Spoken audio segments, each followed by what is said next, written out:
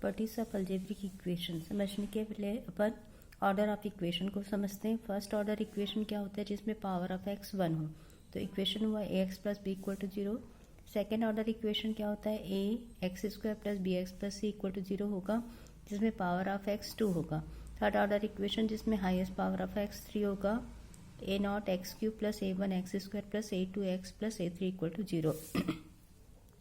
उसी तरीके से nth ऑर्डर इक्वेशन का फॉर्म होगा a not x raise to n plus a one x n minus one plus and so on a n equal to 0।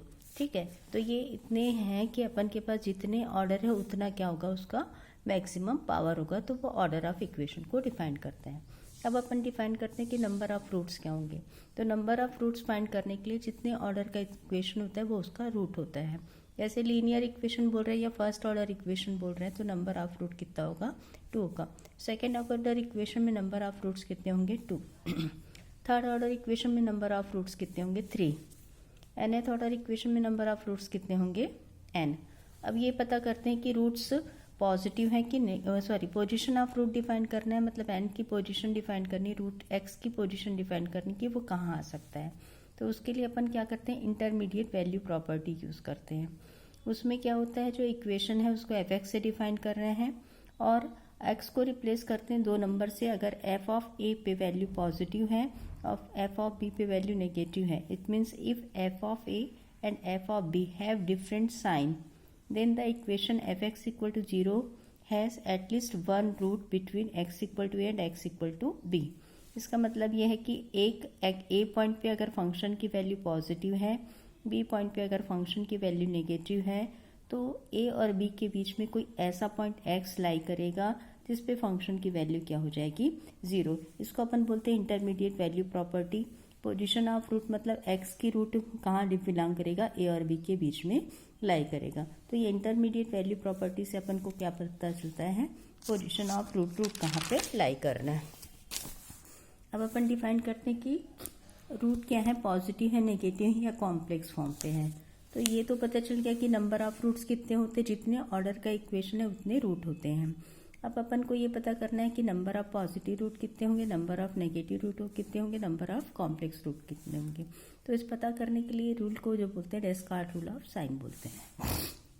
अगर हमारे पास equation f x equal to 0 है ना, और हमको इसका नंबर ऑफ पॉजिटिव रूट को पता करना है, तो given F x equal to 0 can not have more positive roots than the changes of sign in F X and more negative roots than the changes of sign in F of minus X. इसका मतलब ये है कि F x वाला जो equation है उस पर ये देखना है कि हर एक स्टेप में कितने साइन चेंज हो रहे हैं, पॉजिटिव और नेगेटिव साइन पे कितने टाइम चेंजेस हैं।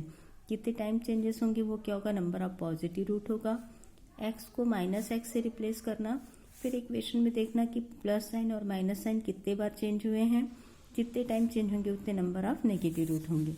ठीक है, तो number of positive root, number of negative root, number of complex root निकालने के लिए total number of root minus number of positive root minus number of negative root, इस तरीके से कॉम्प्लेक्स रूट को भी डिफाइन कर सकते हैं।